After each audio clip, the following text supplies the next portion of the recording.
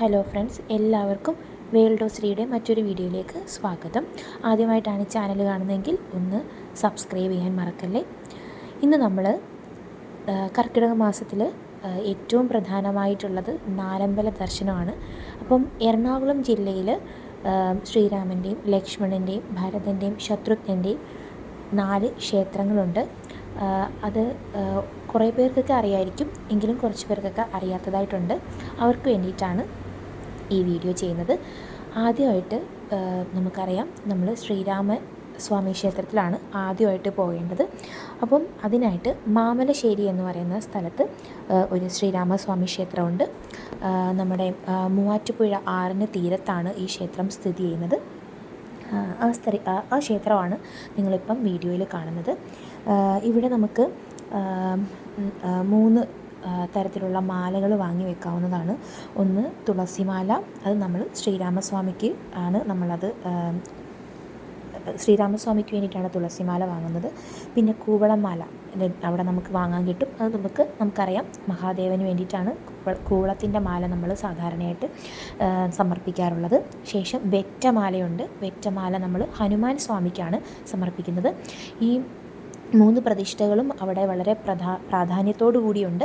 പിന്നെ നമുക്കറിയാം, ശ്രീരാമൻ സ്വാമിയാണ് അവിടുത്തെ മെയിനായിട്ടുള്ള പ്രതിഷ്ഠ എന്ന് പറയുന്നത്. ഇവിടെ പിന്നെ മറ്റൊരു കാര്യം എന്ന് പറയുന്നത്, നമ്മുടെ മൂവാറ്റുപുഴ ആറ് ഈ ക്ഷേത്രത്തിൻ്റെ ഒരു വശത്തുകൂടി ഒഴുകുകയാണ്. അപ്പം നമുക്ക് അവിടെ തന്നെ മീനൂട്ട് നടത്താവുന്നതാണ്. നല്ല ഒരു മഴയുള്ള ദിവസമായിരുന്നു ഞങ്ങൾ പോയത്. എങ്കിലും ഞങ്ങൾക്ക് വലിയ ബുദ്ധിമുട്ടൊന്നും ഇല്ലാതെ തന്നെ നമുക്ക് ക്ഷേത്രത്തിൽ തൊഴുത് ഇറങ്ങാൻ സാധിച്ചു എന്നുള്ളതാണ്.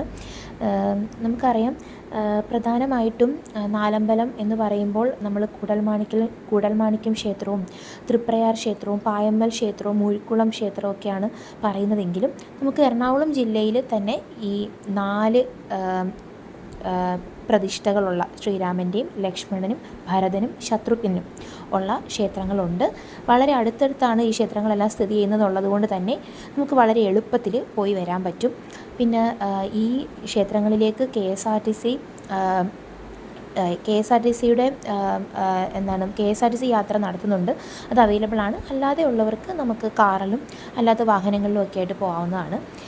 ഇപ്പം നിങ്ങൾ കാണുന്നത് മൂവാറ്റുപുഴ ആറാണ്. നമുക്ക് വളരെ പരിതാപകരമായ ഒരു അവസ്ഥയാണ് അവിടെ ചെന്നപ്പോൾ കാണാൻ സാധിച്ചത്. കാരണം നിറയെ പ്ലാസ്റ്റിക് കുപ്പികൾ ഇങ്ങനെ ഒഴുകി, പ്ലാസ്റ്റിക് വേസ്റ്റുകൾ ഇങ്ങനെ, ഈ നല്ല മഴയായതുകൊണ്ട് തന്നെ നല്ല ഒഴുക്കുണ്ടായിരുന്നു. അപ്പം എവിടെ നിന്നൊക്കെയോ നിറയെ പ്ലാസ്റ്റിക്കിൻ്റെ വേസ്റ്റ് ഇങ്ങനെ ഒഴുകി വരുന്ന ഒരു കാഴ്ച നമുക്ക് വളരെ സങ്കടകരമായിട്ട് തോന്നി. നമ്മൾ മനുഷ്യൻ്റെ വേസ്റ്റുകൾ, നമ്മൾ മനുഷ്യൻ ഉപേക്ഷിക്കുന്ന വേസ്റ്റുകൾ അത് വഹിച്ചുകൊണ്ട് പോകാൻ നമ്മൾ പ്രകൃതിയെയാണല്ലോ നമ്മൾ സെലക്ട് ചെയ്യുന്നതെന്ന് പറയുന്നത് ഒരു ഭയങ്കര സങ്കടം തോന്നി കണ്ടപ്പോൾ. ഇതിൻ്റെ തീരത്താണ്, ഈ പുഴയോട് ചേർന്ന ഭാഗത്താണ് ഭദ്രകാളിയുടെ പ്രതിഷ്ഠയുള്ളത്.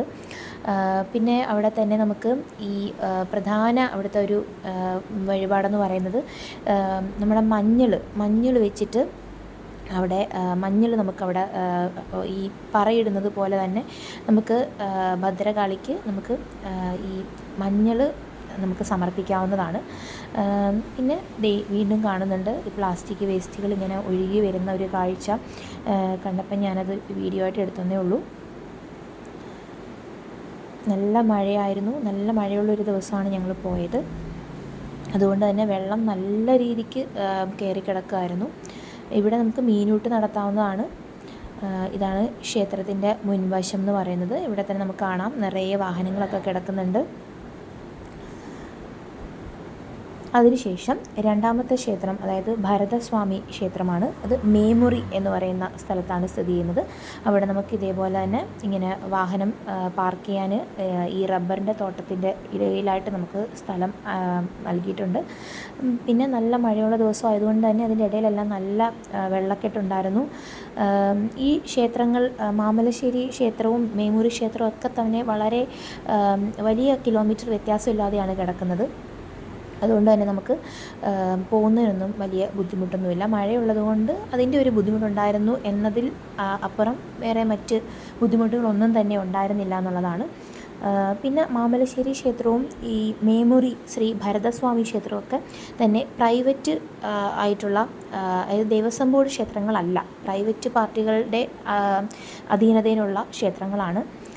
നമുക്ക് ഈ മേമുറി ക്ഷേത്രത്തിൽ ഒരു പ്രധാനമായിട്ടുള്ള വഴിപാട് നിങ്ങൾ ഇവിടെ പോകുമ്പോൾ തീർച്ചയായിട്ടും ഈ കഴിപ്പിക്കേണ്ടതായിട്ടുള്ളൊരു വഴിപാടെന്ന് പറയുന്നത് നമുക്കവിടെ മെതിയടി സമർപ്പിക്കാം എന്നുള്ളതാണ്.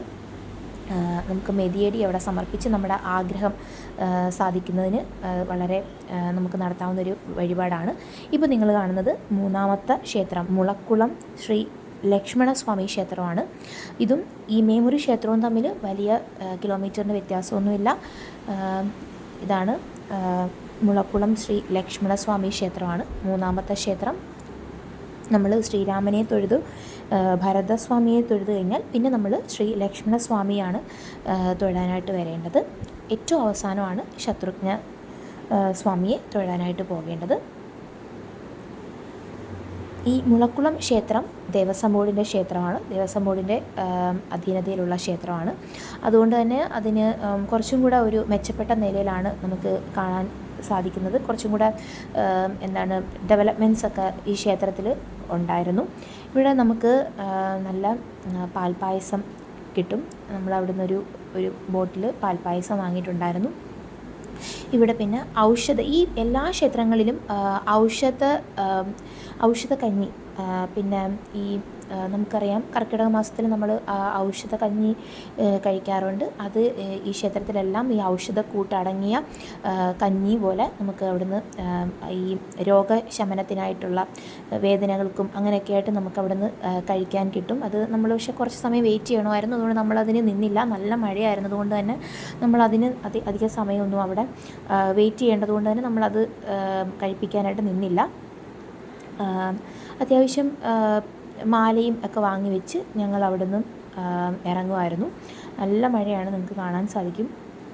ഇതാണ് ക്ഷേത്രത്തിൻ്റെ മുൻവശം. വലിയ തിരക്കൊന്നും ഉണ്ടായിരുന്നില്ല. ആവശ്യത്തിനുള്ള അത്യാവശ്യം വണ്ടികളും ആളുകളും ഒക്കെ ഉണ്ടായിരുന്നുള്ളൂ.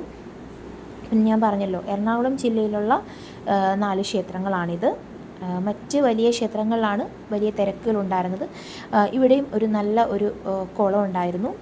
മഴയായതുകൊണ്ട് തന്നെ നല്ല രീതിക്ക് വെള്ളം കയറി കിടക്കുമായിരുന്നു, നമുക്ക് കാണാൻ സാധിക്കും.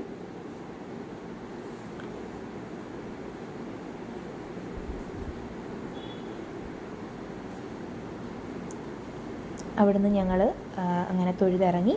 4മതായിട്ടുള്ള ക്ഷേത്രമാണ് നെടുങ്ങാട്ട് ശ്രീ ശത്രുഘ്നസ്വാമി ക്ഷേത്രം. ഈ ക്ഷേത്രം എടുത്തു പറയേണ്ട ഒന്ന് തന്നെയായിരുന്നു. നല്ല വെൽ മെയിൻറ്റെയിൻഡ് ആയിട്ടുള്ള ക്ഷേത്രമാണ്. ഇതും പ്രൈവറ്റ് പാർട്ടിയുടെ, അതായത് ട്രസ്റ്റ് പോലെ എന്തോ ഒരു കുടുംബത്തിൻ്റെ വകയായിട്ടുള്ള ക്ഷേത്രങ്ങളാണ്. അതുകൊണ്ട് തന്നെ നല്ല രീതിയിൽ മെയിൻറ്റെയിൻ ചെയ്തിട്ടുണ്ട്. എന്നാലും മുളക്കുളം ശ്രീ ലക്ഷ്മണസ്വാമി ക്ഷേത്രം ദേവസ്വം ബോർഡ് ക്ഷേത്രം ആയതുകൊണ്ട് അതിൻ്റേതായിട്ടുള്ള ഒരു വ്യത്യാസം ആ ക്ഷേത്രത്തിനുണ്ടായിരുന്നു. എങ്കിലും ഈ 4 ക്ഷേത്രങ്ങളിലും നമ്മൾ പോയതിലും ഒരു വളരെ ഒരു നല്ല ഒരു അന്തരീക്ഷമായിരുന്നു ഈ നെടുങ്ങാട്ട് ശ്രീ ശത്രുഘ്നസ്വാമി ക്ഷേത്രത്തിൻ്റേത്.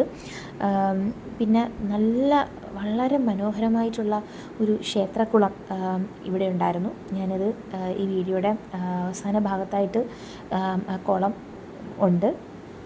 ഈ ക്ഷേത്രത്തിൽ നമ്മൾ ചക്രം, അതായത് ശത്രുഘ്നസ്വാമിക്ക് ചക്രം സമർപ്പിക്കുക എന്ന് പറയുന്ന ഒരു വഴിപാടുണ്ടായിരുന്നു.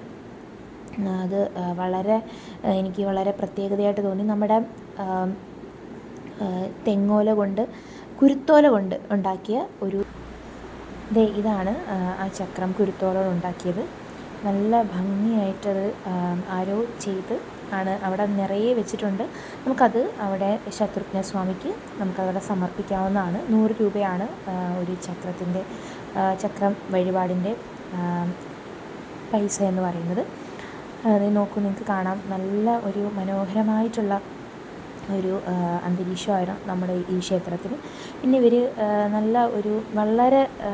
എനിക്ക് വളരെ യൂസ്ഫുള്ളായിട്ട് തോന്നിയത് ഈ മുകളിൽ ഇട്ടിരിക്കുന്ന ഷീറ്റാണ്. നമുക്ക് മഴ നനയാതെ തന്നെ ഈ ക്ഷേത്രത്തിൽ നമുക്ക് തൊഴുതിറങ്ങാൻ സാധിക്കും. ഇത് മുന്നുള്ള മറ്റ് ക്ഷേത്രങ്ങളിലൊന്നും തന്നെ ഇങ്ങനെ ഒരു ഇങ്ങനെ കെട്ടിയൊന്നും വെച്ചിട്ടില്ല. നമ്മൾ നല്ല രീതിയിൽ മഴ നനഞ്ഞു നമ്മൾ കുട ഉണ്ടെങ്കിൽ മാത്രമാണ് നമുക്ക് തൊഴുതിറങ്ങാൻ പറ്റുള്ളൂ. പക്ഷേ ഇവിടെ ഇങ്ങനെ 4 വശത്തും ഇതേപോലെ ഇങ്ങനെ ഷീറ്റിട്ടേക്കാണ്. ഇതാണ് ക്ഷേത്രത്തിൻ്റെ മുൻവശം എന്ന് പറയുന്നത്.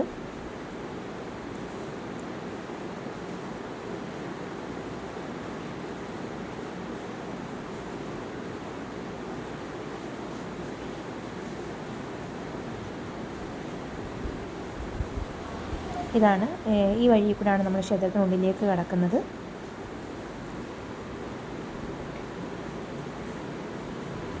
ഇതാണ് ചക്രം. ഇതാണ് ഞാൻ നേരത്തെ പറഞ്ഞ ക്ഷേത്രത്തിൻ്റെ കുളം. വളരെ ശുചിയായിട്ട് ഇട്ടേക്കാണ്. നമ്മൾ മീന് വേണ്ടി നിറയെ മീനാണ്. നമ്മൾ മീന് വേണ്ടി ഫുഡൊന്നും കൊടുക്കാൻ പാടില്ല എന്ന് അവിടെ എഴുതി വെച്ചിട്ടുണ്ട്. പിന്നെ നമുക്ക് അവിടുന്ന് പുറത്തേക്ക് ഇറങ്ങുമ്പോൾ അവിടെ പായസം വിതരണമുണ്ട്. നമുക്ക് ഫ്രീ ആയിട്ടാണ് ഈ പായസം നമുക്ക് ലഭിക്കുന്നത്. നല്ല ശർക്കര പായസമായിരുന്നു. നല്ല ടേസ്റ്റുള്ള പായസമാണ്. അത് നമുക്ക് കഴിച്ച് നമുക്ക് ആ പാത്രം അവിടെ തന്നെ കഴുകാനുള്ള സ്ഥലമുണ്ട്. നമുക്ക് കഴുകി അവിടെ തിരിച്ചേൽപ്പിക്കണം പാത്രം. ഇതിൻ്റെ സൈഡിലായിട്ടാണ് കുളമുള്ളത്. കുളത്തിൽ നിറയെ മീനുകളാണ്. നമുക്ക് അവിടെ പോയി നിന്ന് കാണുകയൊക്കെ ചെയ്യാം. ഞാൻ ഇത്രയും വൃത്തിയായിട്ട് കിടക്കുന്ന ഒരു ക്ഷേത്രക്കുളം ആദ്യമായിട്ടാണ് കാണുന്നത്. ചിലപ്പോൾ ഞാൻ പോയിട്ടുള്ള ക്ഷേത്രങ്ങളിലൊന്നും അങ്ങനെ അല്ലാത്തത് കൊണ്ടായിരിക്കാം വേറെ ഒരുപാട് ക്ഷേത്രങ്ങളിൽ നല്ല വൃത്തിയായിട്ടുള്ള കുളങ്ങളുണ്ടാവാം. ഞാൻ പക്ഷേ ആദ്യമായിട്ടാണ് ഇത്രയും വൃത്തിയായിട്ട് ക്ഷേത്രക്കുളം ഇട്ടിരിക്കുന്നത് കാണുന്നത്. അപ്പോൾ ഇതാണ് 4 ക്ഷേത്രം. അപ്പോൾ ആദ്യമായിട്ടാണ് വീഡിയോ കാണുന്നതെങ്കിൽ ഒന്ന് സബ്സ്ക്രൈബ് ചെയ്യണേ.